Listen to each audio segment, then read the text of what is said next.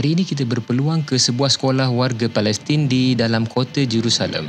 Tengok sendiri macam mana sekolah sistem pendidikan yang Yahudi jalankan. Dan dipercayai inilah sekolah yang pernah menjadi kontroversi pembukaan sebuah tunnel di bawah sekolah ini dan berlaku rusuhan yang melibatkan sehingga 80 jiwa syahid mempertahankan kedaulatan kawasan Islam Jerusalem.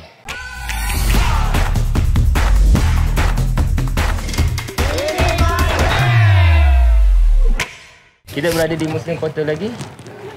Kita nak masuk ke the Old Jerusalem untuk melihat sekolah orang-orang Palestin Islam. Di tempat yang rare, kita nak pergi tengok macam mana pendidikan di tempat Muslim Quarter ini dijalankan di dalam kota lama Jerusalem. Saya bertanya kepada penduduk tempatan di sini di mana dan juga bila sekolah ini dibuka. Dia cakap sekarang dah buka. Okay, jom. Tapi yang kelirunya tengok ramai budak-budak sekolah di jalanan sekarang ini. Tapi dah buka. Hari ini kita berpeluang ke sebuah sekolah warga Palestin di dalam kota Jerusalem. Dan ini juga dalam keadaan kita bergegas untuk ke Bandar Lod dan juga Jaffa atau umum kenali sebagai Tel Aviv. Saya dan Ustaz Syauqi bergegas untuk ke sekolah ini sebelum bas kami tiba. Ini sekolah pertama yang kami singgahi, berada di dalam lorongan ke Masjidil Aqsa. Dan kami cuba mendapatkan izin untuk masuk ke dalam sekolah ini. Dan Alhamdulillah, keizinan diberikan dengan mudah oleh pengawal dan penjaga sekolah ini. Gambar boleh? Okay. Tak ada budak. Okey, ini dia. Sekarang saya di pekarangan sekolah salah sebuah madrasah di kawasan Old City Jerusalem Muslim Quarters. Ini tempatnya. Saya bawakan ke sekeliling. Ini tempat mereka dan ini sekolahnya. Sebab itu kita nampak ramai sangat orang dekat luar sekolah tadi kerana sekolahnya belum dibuka lagi pun. Jam 7.40 waktu ini. وقبل أيام قرر الاحتلال إنهاء دورها التعليمي وذلك بعد قرار البلدية إغلاقها بداية العام الدراسي المقبل مع مدرسة القدس الإعدادية للبنين والتي سيتم إغلاقها خلال العامين القادمين. Ini rupanya sekolah, pintu sekolah utamanya.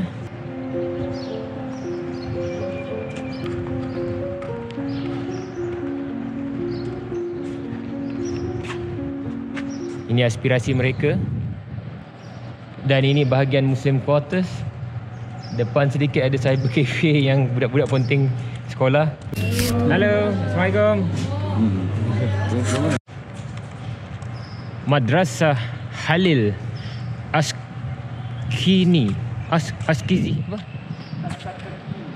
Askar. Al-Adiyah. Pandai-pandailah. Seterusnya kami ke sekolah yang berikutnya, tidak jauh dari situ. Pagi ni kita sedang bergerak untuk pergi ke sekolah Al-Umariyah untuk tengok sendiri macam mana sekolah sistem pendidikan yang Yahudi jalankan. Kalau ada rezeki, kita dapat tengok cara pendidikan yang dia lakukan, classroom dia, guru-guru dia, dan cuba minta izin. Kalau kata sekolah ini sekolah yang boleh dijadikan satu sampel. Dan kita tengok sendiri macam mana cara hidup pendidikan yang dia buat. Sama ada sekolah tu apa bezanya dengan sistem sekolah kita waktu paginya. Waalaikumsalam warahmatullahi wabarakatuh. Aina madrasah hina? هي الأقصى. Ada al-Aqsa. Baik atau baik? اليوم عطلة. Ayam اليوم عطلة. عطلة ما في مطرح؟ لا لا شيء. ايوه هني عطلة cuti. Cuti. Bye. Ayo syukran. Alai sama Kami mendapati rupanya pada hari itu adalah hari percutian untuk sebahagian daripada sekolah yang ada di kota Jerusalem. Kami akan ke Umairiyah Elementary School, iaitu sekolah Islam yang menggunakan sistem pendidikan Israel. Sekolah ini hanya bersebelahan dengan gereja Convent of the Sister Zion. Sebelah sini ialah Umariyah Elementary School yang kita akan masuk, minta izin masuk dan pergi. Berdepan saja dengan school itu ialah sebuah gereja Ortodoks. Ini sekolah dia. أهلا وسهلا. Terima kasih. هذه المدرسة هذه المدرسة. Ini seorang dokumentar الأقصى. asal. Alhamdulillah. Thank you. يطلع فوق شايف الموزة هناك في شباك. Ayo cik. Thank you. بس شوف. Okey, senang untuk dapatkan izin untuk masuk ke sini. Dan kita dah diberikan keizinan untuk masuk. Dan inilah aktiviti anak-anak di sekolah ini. Ini sekolah Islam. Walaupun ini sekolah untuk anak-anak orang Arab Palestin, persekolahan Arab Palestin juga dikendalikan oleh kerajaan Israel. Mereka katakan tiada diskriminasi antara sekolah Yahudi dan juga sekolah Arab Islam. Tetapi mengikut pecahan perbelanjaan pendidikan yang lebih 45 bilion US dollar untuk setiap tahun, Israel membelanjakan purata hanya $192 untuk setiap pelajar Islam berbanding 1,100 US dollar secara purata untuk pelajar Yahudi bagi setiap tahun. Sekarang saya berada di sekolah rendah anak-anak Palestin Islam di kawasan Muslim Quarters di kota Jerusalem Lama. Dan dipercayai inilah sekolah yang pernah menjadi kontroversi sebelum ini apabila Benjamin Netanyahu mengarahkan pembukaan sebuah tunnel melewati di bawah sekolah ini, dan dipercayai sebenarnya exitnya adalah di bawah tangga itu, dan ia merupakan satu pencerobohan kawasan Muslim yang terancang dan berlaku rusuhan yang melibatkan kematian sehingga 80 jiwa syahid, mempertahankan kedaulatan kawasan Islam di Muslim Quarters Jerusalem. Sekolah masih sunyi. Kita sekarang ni sekitar hampir jam 8 pagi. Kita diizinkan masuk tetapi tidak ada lagi persekolahan sedang berlaku di sini. Hari ini cuti sekolah mengikut kalender persekolahan Israel. Jadi dia cuti sama seperti sekolah-sekolah di Israel. Tadi yang kita nampak yang lalu lalang tu sekolah lain. Yang itu kita nak pergi cari sekolah dia. Seperti yang kami bawakan kepada anda sebelum ini ke sistem pendidikan komunal Israel di The Kibbutz. Itulah nukleus pemandaian bangsa-bangsa Israel. Pendidikan mereka tidak seperti sekolah yang kita bayangkan. Namun, Israel juga menjalankan sistem pendidikan mainstream seperti layaknya bangsa-bangsa lain dalam dunia ini. Malah, mereka mendapat penarafan sistem pendidikan terbaik menurut OECD. Ini kawasan bilik darjahnya. Di sini sekolahnya sampai umur 14 tahun sahaja. Yang memang sekolah rendah. Sekolah ini juga sebenarnya digazetkan juga sebagai laluan suci semasa Nabi Isa disalib. Ini adalah laluan antara laluan route terakhir Nabi Isa AS sebelum dibawa ke gereja Resurrection untuk disalib dan diuruskan jenazahnya dan dimakamkan di dalam sebuah gua. Nah, inilah sekolahnya.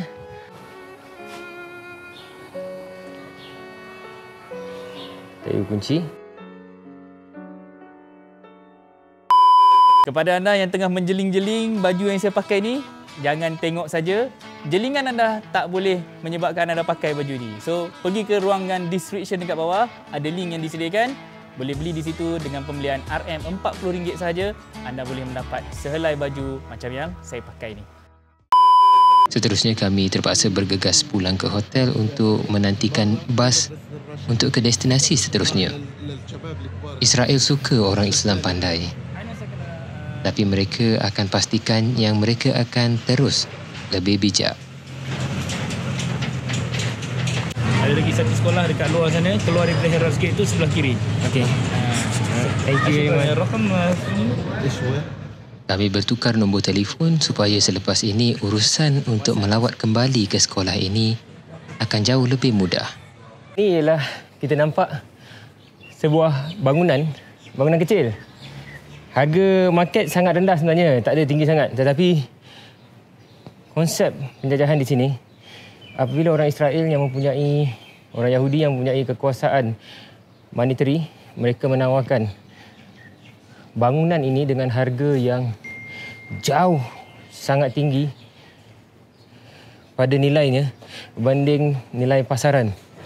Jadi rumah ini dijual dengan harga 2 juta US dollar di kawasan Muslim Quarters.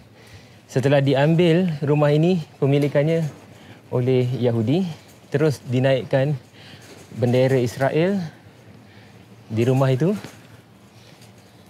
menandakan kekuasaan mereka telah masuk ke kawasan Muslim Quarters.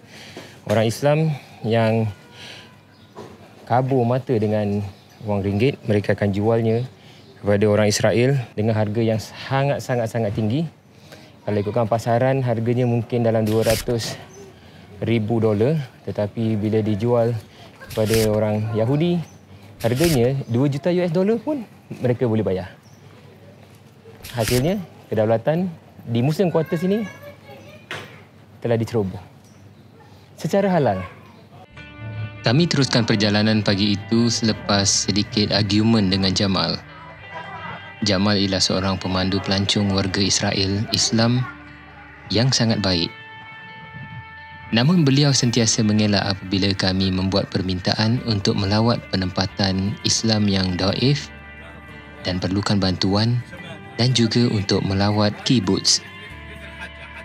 Seterusnya kami ke perjalanan di luar sedikit dari Jerusalem ke sebuah tempat bernama Mevaseret Zion.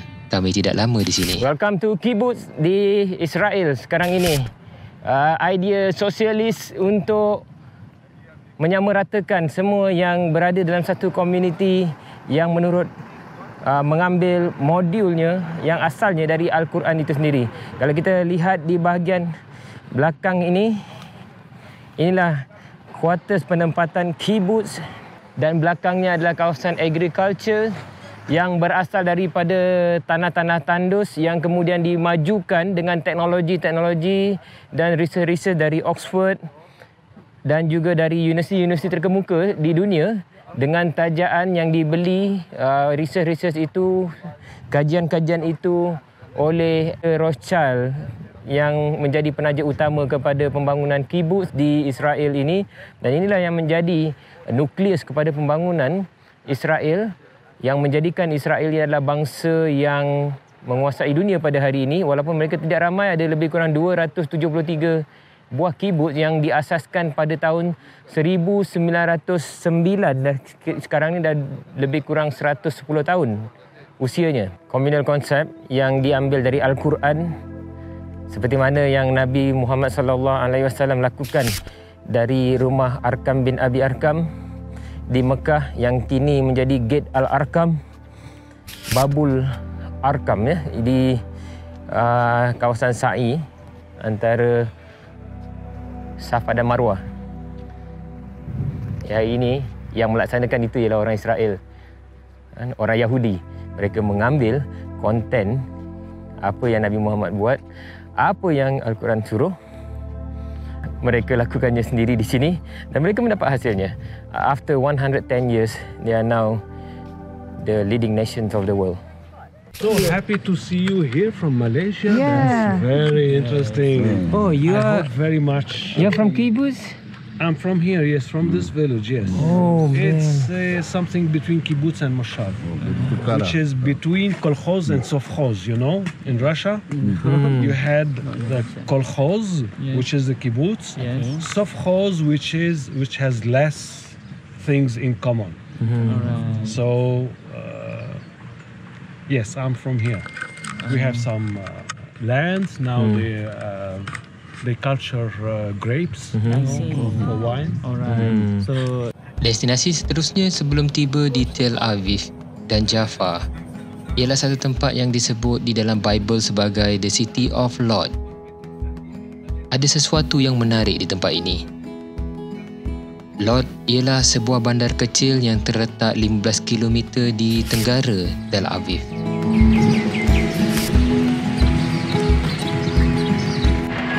Ini lori sampah Israel.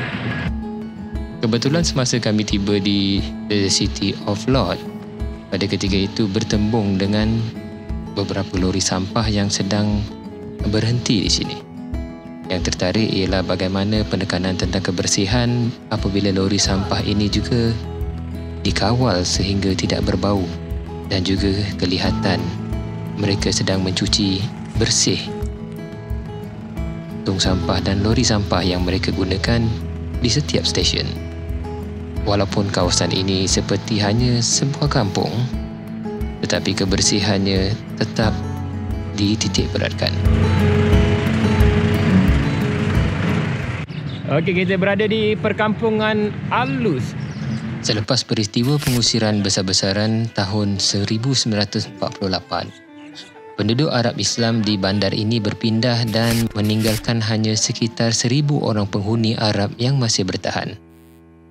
Ini mereka hanya membentuk 30% populasi Lod. Sementara yang lain adalah dari bangsa Yahudi, dari Morocco, Tunisia, Ethiopia dan juga Kesatuan Soviet.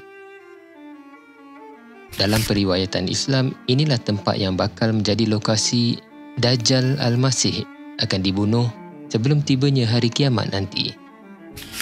Ini ialah The Great Omari Mosque di Bandar Lod.